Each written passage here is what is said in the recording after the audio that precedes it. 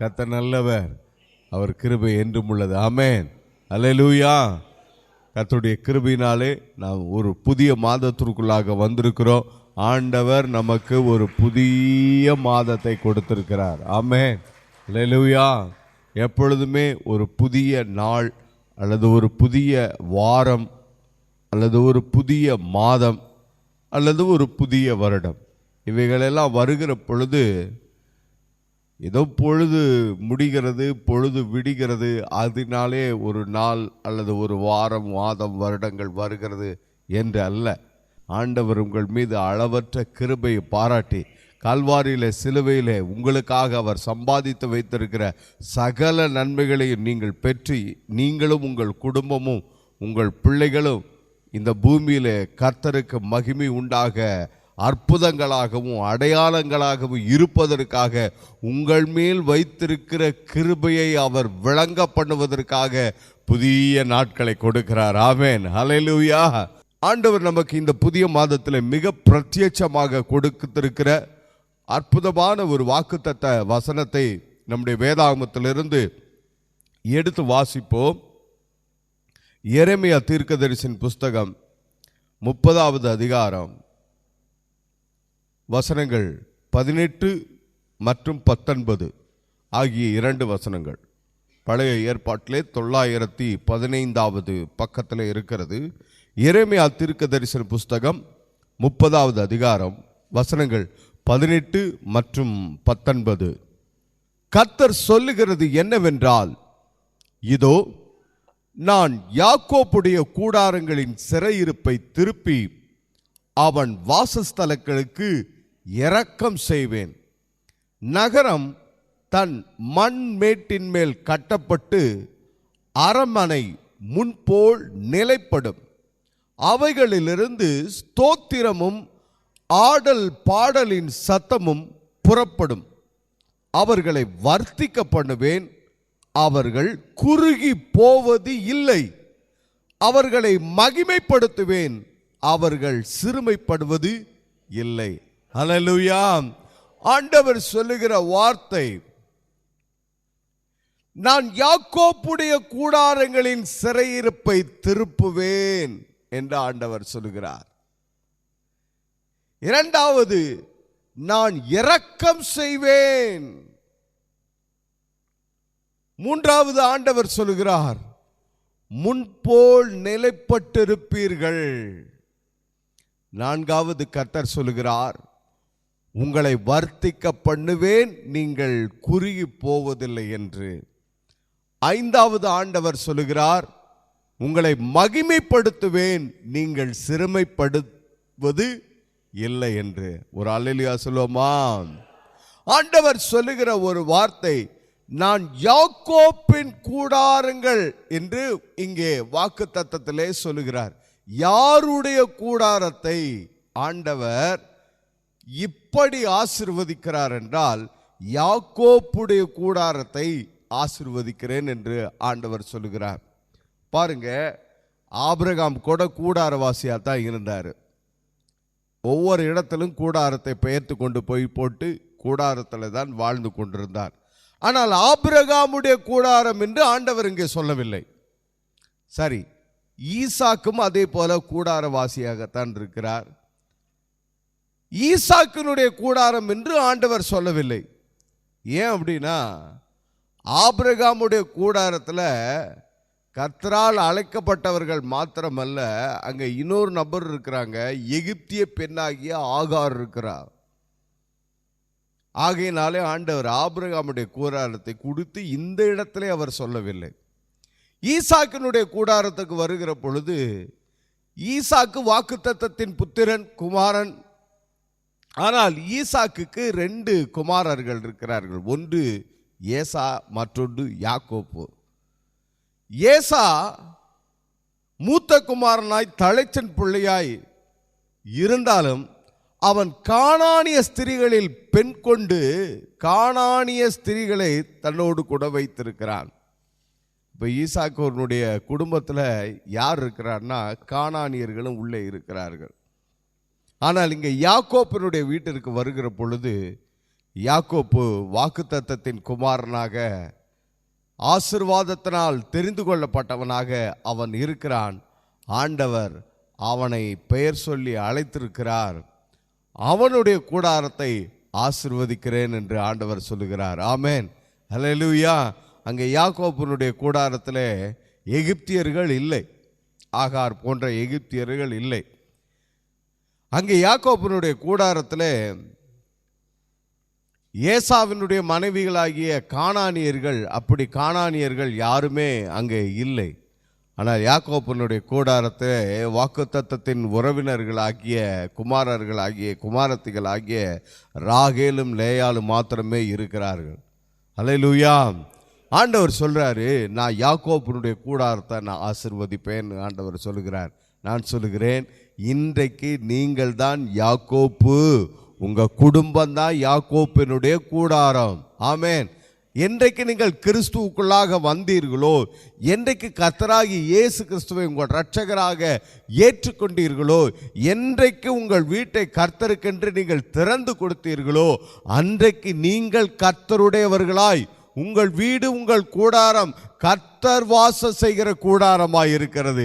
ஆண்டவர் இப்பொழுது சொல்கிறார், நான் யாக்கோப்புடைய கூடாரங்களை ஆசீர்வதிக்கிறேன் என்று சொல்லுகிற ஆண்டவர் உங்கள் குடும்பத்தை ஆசீர்வதிக்கிறேன், உங்கள் பிள்ளைகளை ஆசீர்வதிக்கிறேன், உங்கள் வீட்டை ஆசீர்வதிக்கிறேன், உங்களை ஆசீர்வதிக்கிறேன் என்று ஆண்டவர் சொல்லுகிறார். ஆமென், அல்லேலூயா. உங்களை ஆண்டவர் ஆசீர்வதிக்கிறேன் என்று சொல்கிறார். நான் எப்பொழுதுமே சொல்லுகிற ஒரு வார்த்தை என்னவென்றால், இங்கே ஆண்டவர் யாக்கோப்பு என்று சொல்கிறார். இந்த வார்த்தையை ஆண்டவர் சொல்லுகிற பொழுது, அல்லது இந்த வார்த்தையில் சொல்லப்பட்ட யாக்கோப்பு இப்போ இங்கே பூமியில் இல்லை. அவர் வாழ்ந்து முடித்து தன்னுடைய நாட்கள் நிறைவேற்றி கர்த்தருடைய சமூகத்தில் பரத்தில் இருக்கிறார். ஆனால் கர்த்தருடைய வார்த்தை இங்கே இருக்கிறது. நல்லா கவனிச்சுக்கோங்க. இங்கே ஆண்டவர் யாக்கோப்புன்னு சொன்னாரு, யாக்கோப்பு அப்படின்னு சொன்னாரு. அந்த யாக்கோப்பு இன்றைக்கு இங்கே இல்லை.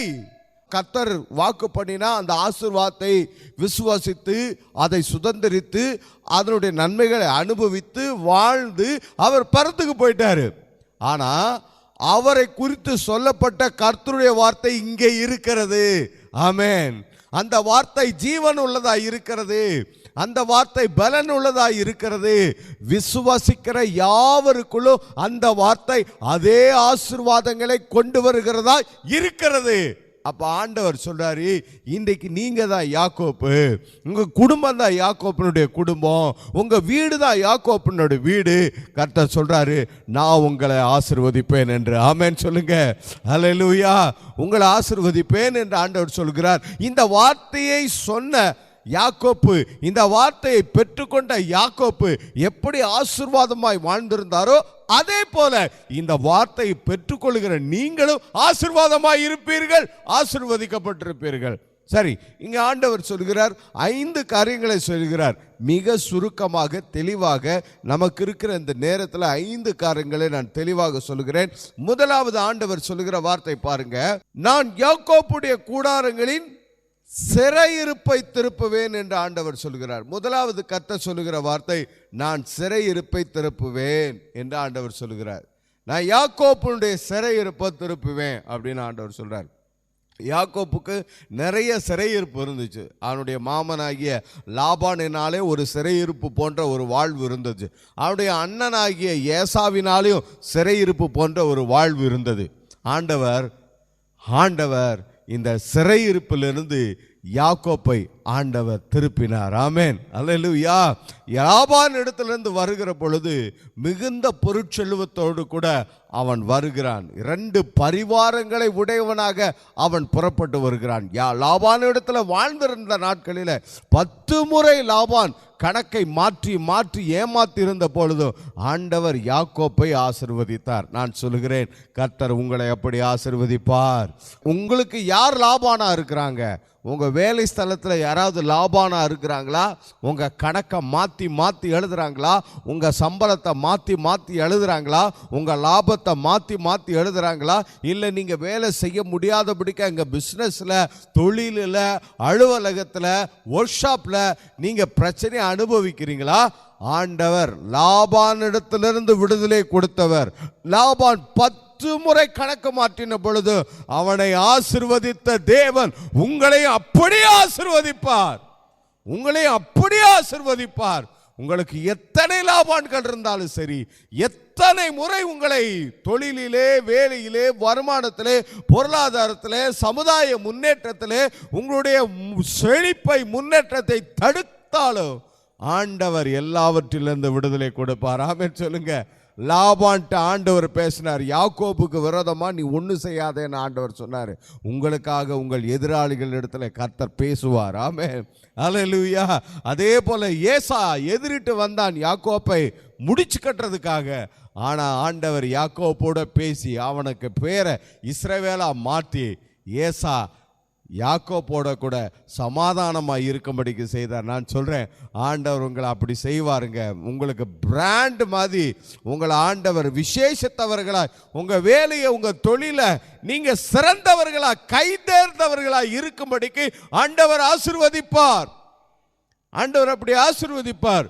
சொந்த பிஸ்னஸ் பண்ணுறீங்களா, உங்கள் பிஸ்னஸை ஒரு பிராண்டடாக ஆண்டவர் மாற்றி அப்படி ஆசீர்வதிப்பார். யாக்கோபு அப்படி ஆசீர்வதிச்சிருக்காரு கர்த்தர், அப்படி ஆசீர்வதிச்சிருக்காரு. சரி, நீங்க தனியா ஒரு இடத்துல வேலை செய்றீங்களா, அந்த இடத்துல உங்க வேலை மிகுந்த சிறப்பா இருக்கும்படிக்கு ஆண்டவர் செய்வார். யாக்கோபுக்கு அப்படித்தான் நடந்திருந்தது. அதே ஆண்டவர் உங்களுக்கு அப்படியே செய்வார்.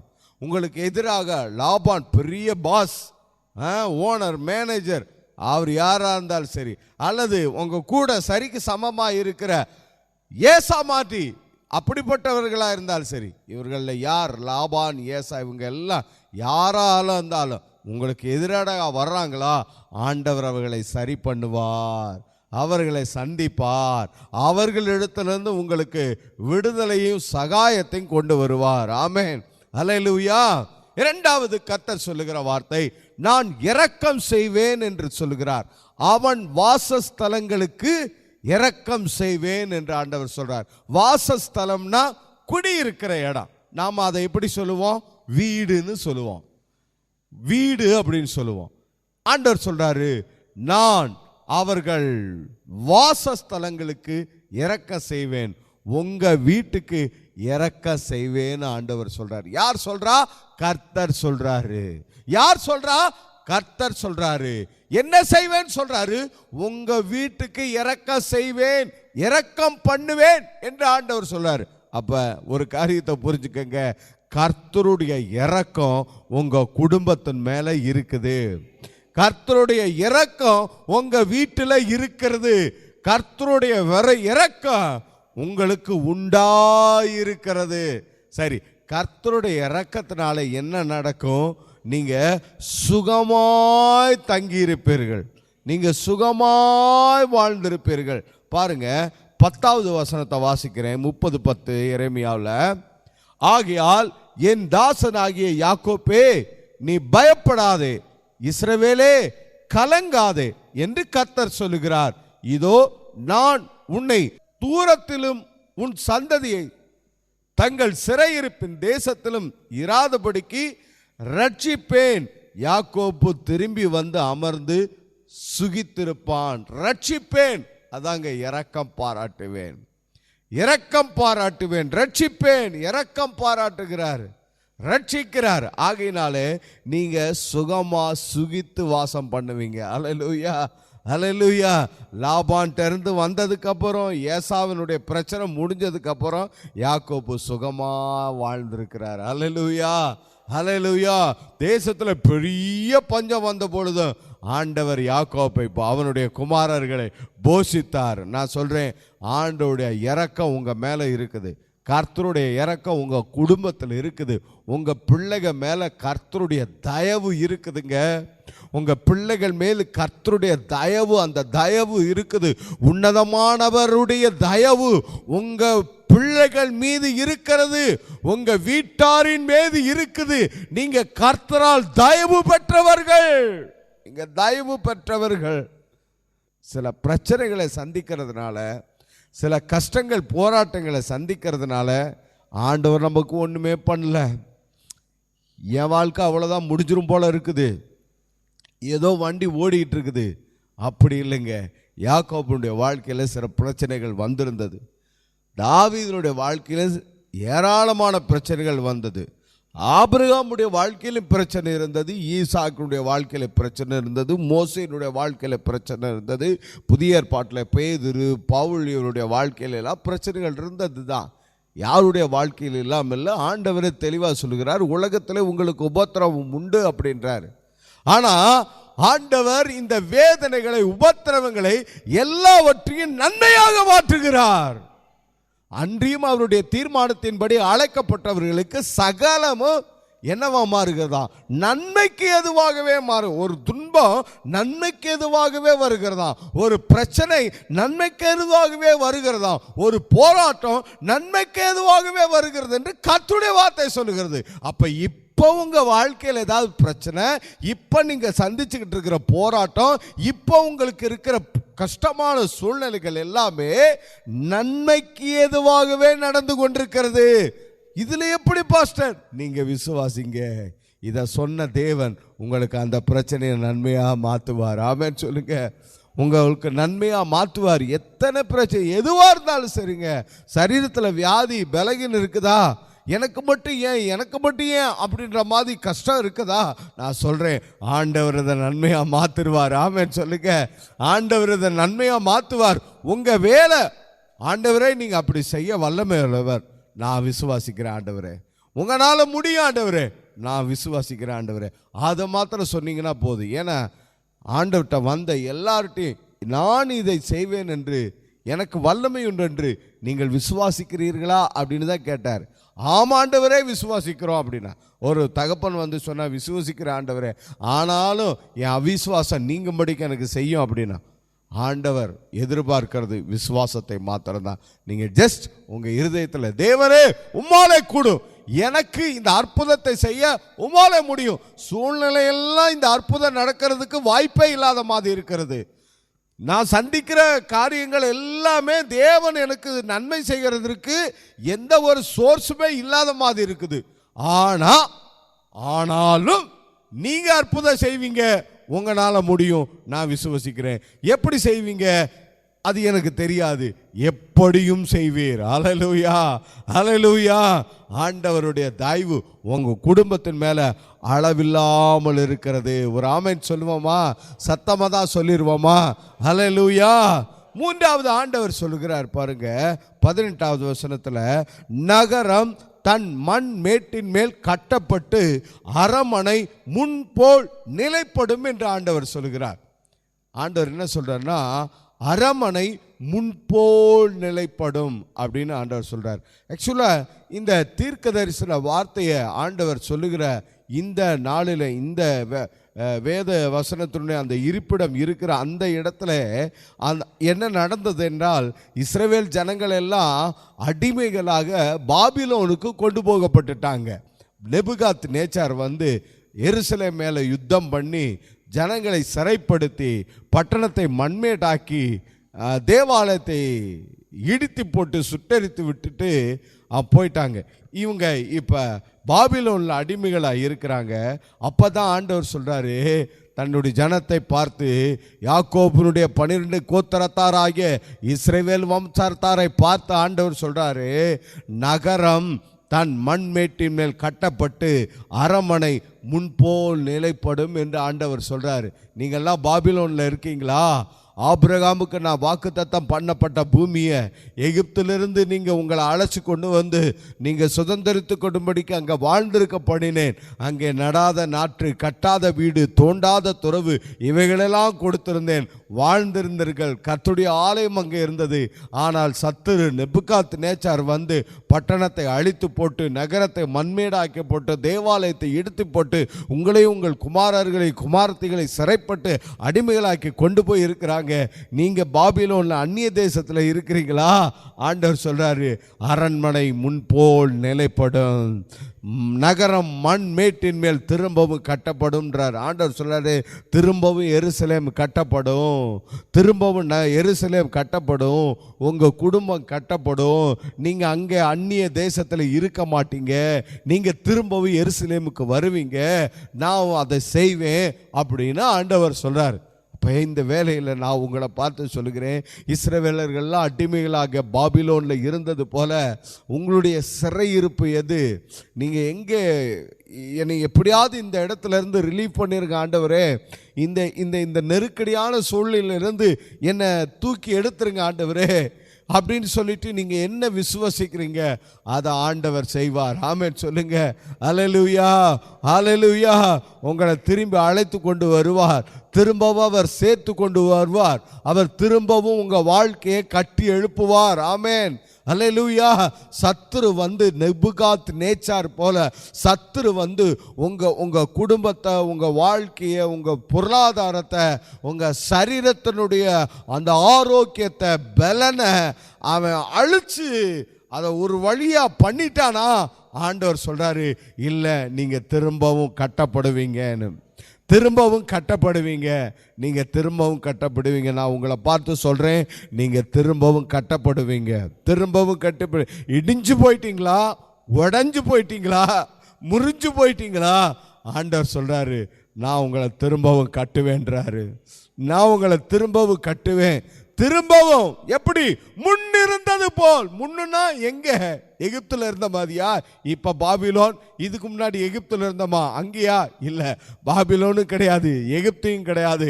வாக்குத்தத்தம் பண்ணப்பட்ட கானானிலே நீங்கள் முன்னிருந்தது போல் நிலைப்படுவீர்கள். ஆமென் சொல்லுங்க. அல்லேலூயா, அல்லேலூயா, அல்லேலூயா. ஆண்டவர் உங்களை கட்டுவார். ஆமென். உங்க குடும்பத்தை கட்டுவார். ஆமென். ஒரு ஆமென் சொல்லுவோம்.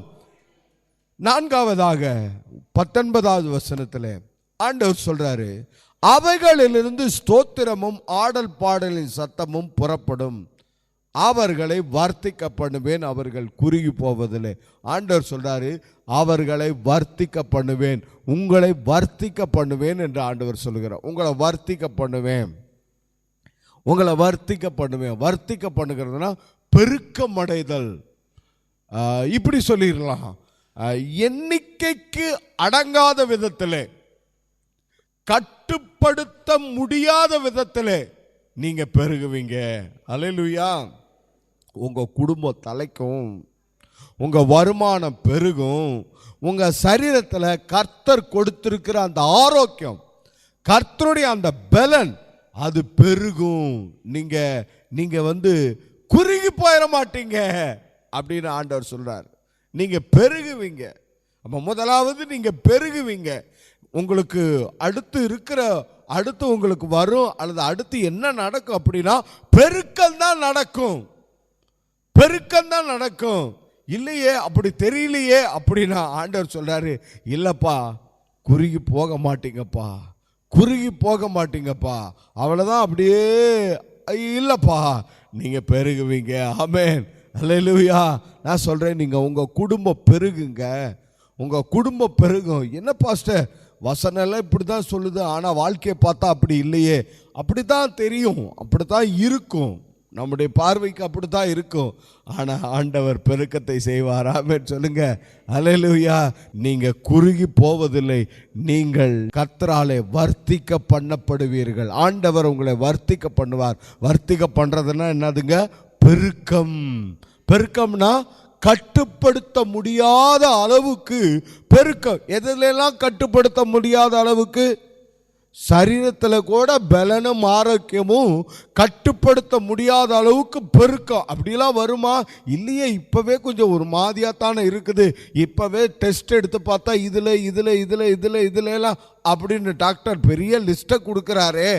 இல்லை, ஆண்டவருடைய பலன் உங்களுக்கு இருக்கிறது. கர்த்தர் சொல்லுகிறாரு, என் கிருபை உனக்கு போதும் அப்படின்னு சொல்றாரு. உன் பலகீனத்தில் என் பலன் பரிபூர்ணமாய் வழங்கும். அப்ப இப்படி சொல்றேன் பாருங்க, புரிஞ்சுக்கிறதுக்காக. அவருடைய பலன் உங்க சரீரத்தில் வந்து உங்களை பலப்படுத்துறதுக்காக இருக்குது. அதுக்கு ஒரு டைம் சோர்ஸை எதிர்பார்க்குது. என்ன, எங்கெல்லாம் பலகீனம் வருதுன்னு பார்க்குது, அங்கெல்லாம் உடனே கர்த்தருடைய பலன் என்ன செய்கிறது? வருகிறது. ஆமென் சொல்லுங்க, ஆமென் சொல்லுங்க. கர்த்தருடைய பலன் வருகிறது. காலேப்பு 80 வயதான பொழுதும் யோசுவாட்ட போய் கேட்குறாரு, இந்த மலைநாட்டை எனக்கு தருவேன் அப்படின்னு சொல்லிட்டு மோசே வாக்கு பண்ணினாரு. அந்த மலைநாட்டை எனக்கு தாங்க, அங்கே இருக்கிற எதிராளிகளை துரத்தி விடுகிறதுக்கு அன்றைக்கு இருந்த பலன் இன்றைக்கு எனக்கு இருக்கிறது அப்படின்னு சொல்லு. நான் சொல்றேன், உங்க சரீரத்தில் கர்த்தருடைய பலன் விளங்கும். ஆமென். தாவீது சொல்றார், உம்மாலே நான் ஒரு சேனைக்குள் பாய்வேன், உம்மாலே நான் ஒரு மதிலை தாண்டுவேன். ஹல்லேலூயா. வயசாயிருச்சுன்னு கவலைப்படாதீங்க. சரீரத்தில் வியாதி வந்துருச்சு அப்படின்னு சொல்லிட்டு கவலைப்படாதீங்க. வியாதியை ஆண்டவர் சுகமாக்குவார். திருவிருந்தின் மூலமாக சுகமாக்குவார். வார்த்தையின் மூலமாக சுகமாக்குவார். அதே சமயத்தில் வயசானாலும் ஆண்டவர் உங்களை பலப்படுத்துவார். உங்கள் கால்களை மான் கால்களைப் போல அவர் மாற்றுவார். நீங்கள் முதிர்வதிலும் பசுமையும் புஷ்டியுமாய் இருப்பீர்கள். ஆமென். அல்லேலூயா.